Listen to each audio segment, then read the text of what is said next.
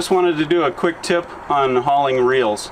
We always want to have double securement in the front of the load, double securement in the rear of the load, but then you can use single securement in the middle of the load as long as the reels are loaded close together with each other. But those single chains should pull straight down or as close to it as you can get, so that if you have a single chain running at an angle, you risk the reels bypassing with each other and sneaking past to the next and not being secure.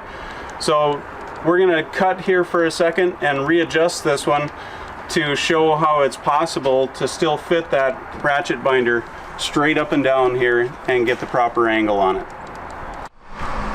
One of the easiest techniques you can avoid that angled chain with is by going to a broken chain technique. So your chain comes down and around your attachment point and to the other end of your binder.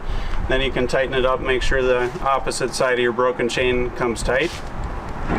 Stake pockets aren't a very good partner in a broken chain because of the square corners and the risk of damage. But the stake pockets on these are rated at 5,400 pounds if you make a complete circle around that stake pocket. So by doing a small circle of chain here and hooking your binder directly into that, you can avoid having to do an angled chain. So to create that technique, you would want to go around your attachment point and then hook into your binder first so that you can pull your loop up. Pull your loop up and make your last connection outside there.